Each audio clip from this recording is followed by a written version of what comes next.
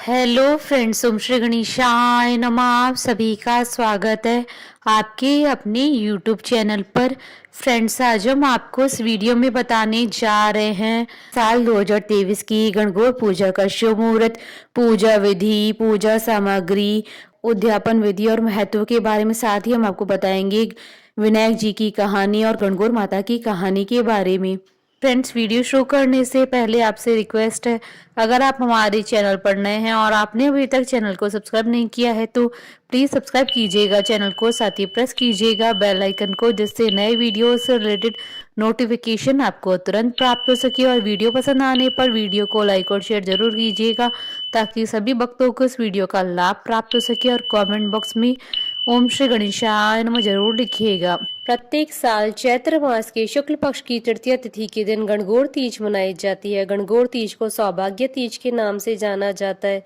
इस दिन विवाहित महिलाएं सौभाग्यवती व मनवांछित फल प्राप्त करने के लिए व्रत रखकर गणगौर माता की पूजा करती है। इस दिन अविवाहित महिलाएं भी उत्तम जीवन साथी की कामना से इस व्रत को रखती हैं।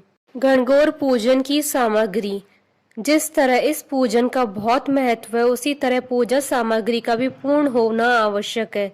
पूजा सामग्री में लकड़ी की चौकी, तांबे का कलश, काली मिट्टी, होली की राख, 2 मिट्टी के कुंडे, गमले, मिट्टी का दीपक, कुमकुम, चावल, हल्दी, मेहंदी, गुलाल, अबीर, काजल, घी, फूल, दूब, आम के पत्ते, पानी से भरा कलश, पान के पत्ते, नारियल, सुपारी, गणगौर के कपड़े, गेहूं, बांस की टोकरी, चुनरी का कपड़ा।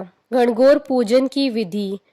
महिलाएं 16 दिन की गणगौर पूजती हैं, जिसमें मुख्य रूप से विवाहित कन्या शादी के बाद की पहली होली पर अपने माता पिता के घर या ससुराल में 16 दिन की गणगौर बिठाती है। यह गणगौर अकेली नहीं, जोड़े के साथ पूजी जाती है। अपने साथ अन्य 16 कुंवारी कन्याओं को भी पूजन के लिए पूजा की सुपारी देकर निमंत्रण देती है। 16 दिन गणगौर धूमधाम से मनाती है। अंत में उद्यापन कर गणगौर को विसर्जित कर देती है।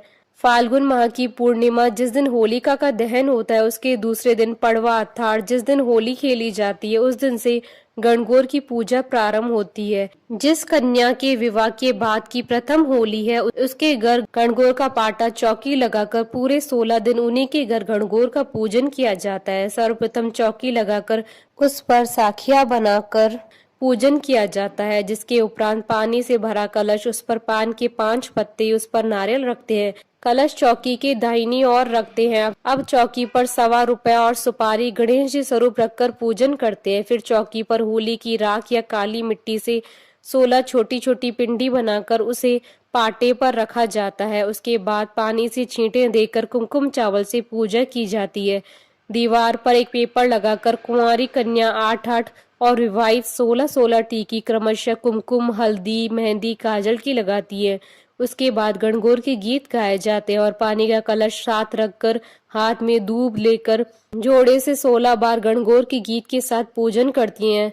उसके उपरांत गणगौर की कहानी गणेश जी की कहानी कहती है। उसके बाद पाटे के गीत गाकर उसे प्रणाम कर भगवान सूर्य नारायण को जल चढ़ाकर अर्घ देती हैं।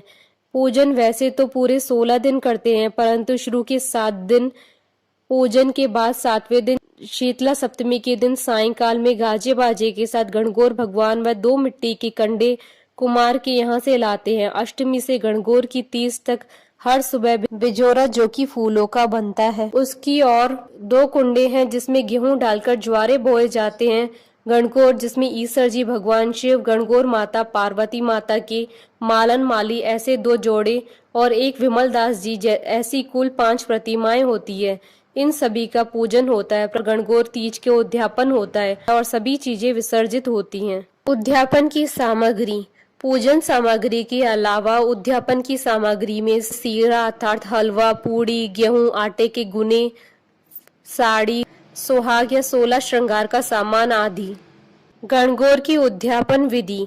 16 दिन की गणगौर के बाद अंतिम दिन जो विवाहिता की गणगौर पूजी जाती है उसका उद्यापन किया जाता है। आखिरी दिन गुने, सीरा, पूड़ी, गेहूं गणगौर को चढ़ाए जाते हैं। 8 गुने चढ़ाकर 4 वापस लिए जाते हैं। गणगौर वाले दिन कुंवारी लड़कियां और ब्याह वाली लड़कियां 2 बार गणगौर का पूजन करती हैं। एक तो प्रतिदिन वाली और दूसरी बार अपने अपने घर की परंपरा के अनुसार चढ़ावा चढ़ाकर पुनः पूजन किया जाता है। उस दिन 2 बार पूजन होता है। दूसरी बार की पूजन से पहले ब्याह वाली स्त्रियां चोलियां रखती हैं जिसमें पपड़ी या गुने रखे जाते हैं। उसमें 16 फल खुद के, 16 फल बाई के, 16 जवाई के और 16 फल सास के रहते हैं। चोले के ऊपर साड़ी व सुहाग का सामान रखें। पूजा करने के बाद चोले पर हाथ फिराते हैं।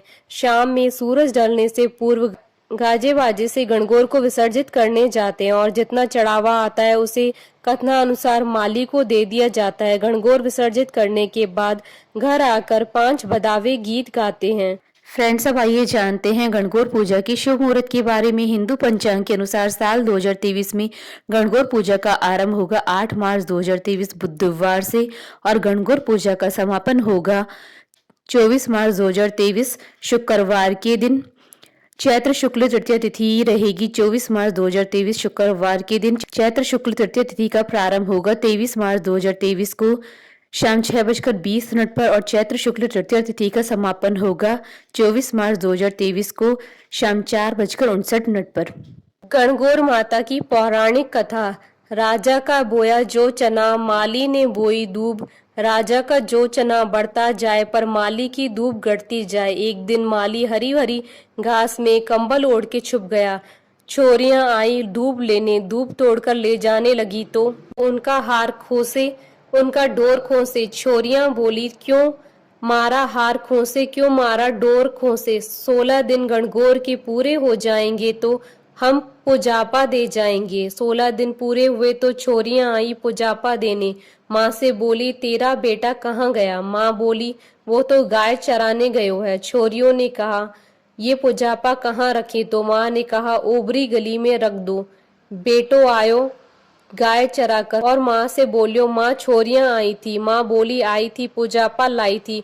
हाँ बेटा लाई थी। कहाँ रखा है? ओबरी में। ओबरी।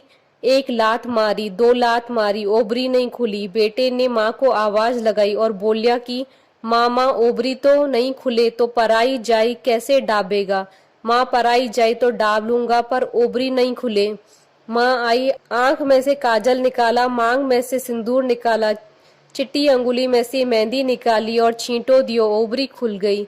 उसमें ईश्वर गणगौर बैठे हैं। सारी चीजों से भंडार भरा पड़ा है।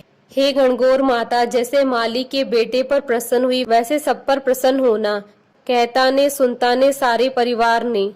गणपति जी की कहानी। एक मेंढक था और एक मेंढकी थी। दोनों जल सरोवर की पाल पर रहते थे। मेंढक दिन भर टर टर करता था, इसलिए मेंढकी को गुस्सा आता था और मेंढक से बोलती, दिन भर तू टर टर क्यों करता है? जय विनायक कराकर एक दिन राजा की दासी आई और दोनों जना को बर्तन में डालकर ले गई और चूल्हे पर चढ़ा दिया। अब दोनों खदबद सीजने लगे।